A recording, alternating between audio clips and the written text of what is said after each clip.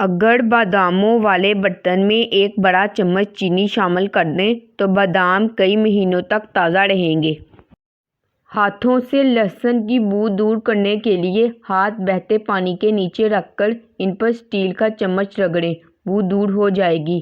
اس کے بعد صابن سے اچھی طرح ہاتھ دھو لیں۔ بیکنگ کے لیے ڈو بناتے وقت آپ اس میں تیل کی بجائے سیب کا جوس بھی استعمال کر سکتے ہیں۔ اکثر سفید یا کالے چنے دیر تک پکانے کے باوجود اچھی طرح نرم نہیں ہوتے۔ اگر پکاتے وقت چنوں کے سالن میں ابلتا ہوا گرم دودھ شامل کر دیا جائے تو وہ جلدی گل جائیں گے۔ پلاؤ بریانی کے لیے جب پیاز کے لچھے فرائی کریں تو اس میں تھوڑی چینی چھڑک دیں، پیاز جلدی سنہری ہو جائیں گے۔ کم تیل میں مچھلی فرائی کرنے کا آسان طریقہ یہ ہے کہ مچھلی کو دھوئے بغیر اسے تھوڑی دیر کے لیے سرکہ میں بھگو کر رکھیے۔ اس طرح ایک تو مچھلی کی بو دور ہو جائے گی اور دوسرا یہ اچھی طرح صاف بھی ہو جائے گی۔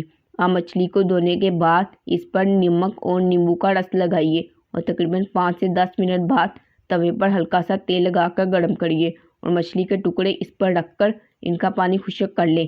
جب مچھلی کا پانی خشک ہو جائے تو اسے ٹھنڈا کر کے اس پر مسالے لگائیے اور 1.5 گھنٹے کے لیے فریج میں رکھنے کے بعد تھوڑے تیل میں فرائی کر لیں۔ اس طریقے کے مطابق مچھلی کم تیل میں بھی اچھی طرح پک جاتی ہے۔ فریزر میں جمے ہوئے گوشت کو فوری پگھلانے کے لیے اسے زیادہ نمک ملے ٹھنڈے پانی میں بھگو دیں۔ اس سے گوشت کی برف پگھلنے کے ساتھ ساتھ اس میں جمع ہوا خون بھی صاف ہو جائے گا اور اس کی رنگت بھی تبدیل نہیں ہوگی۔ سخت پنیر کو نرم کرنے کے لیے کچھ دیر نمک ملے گرم پانی میں رکھ دیں۔ سیب، کھیرے اور آلو کے چھلکے ضائع مت کریے۔ انہیں تازہ دھنیا، ہری مرچوں، ادرک، ناریل، نمک اور چینی کے ساتھ ملا کر پیسنے سے لذیذ اور غذائیت سے بھرپور چٹنی بنتی ہے۔ اسے دہی میں شامل کر کے رائتہ تیار کیا جا سکتا ہے۔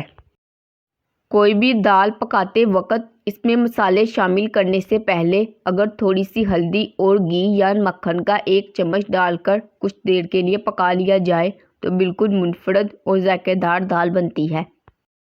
سوپ بناتے وقت اگر پین میں برف کی چند ڈلیاں ڈال دیں تو تمام چکنائی اکٹھی ہو کر سوپ کے اوپر آ جائے گی اور اس طرح آپ بآسانی چمچ سے تمام چکنائی باہر نکال سکیں گی۔ اگر براؤن شوگر کی گٹلیاں بن جائیں تو جار میں تازہ ڈبل روٹی یا سیب کا ٹکڑا رکھ دیں، گٹلیاں نہیں بنیں گی۔ ویسے براؤن شوگر کا جار اگر فریزر میں رکھا جائے تو بھی اس میں گٹلیاں نہیں بنتی۔ جب بھی یخنی بنانا ہو ہمیشہ زیادہ مقدار میں بنائیے اور چھوٹے بڑے پلاسٹک کے بیگز میں ڈال کر فریز کر لیں۔ پھر جب کبھی سوپ یا سبزی بنانی ہو تو حسب ضرورت بیگ فریزر سے نکال لیں اور استعمال کریں۔ ادرک کا چھلکا چمچ سے اتار کر دیکھیے، آپ چھری کا استعمال بھول جائیں گی۔ انڈوں کو پانی میں ڈالیے۔ تازہ اور صحت مند انڈے پانی میں ڈوب جاتے ہیں اور پرانے اور غیر صحت مند انڈے پانی میں تیرتے رہتے ہیں۔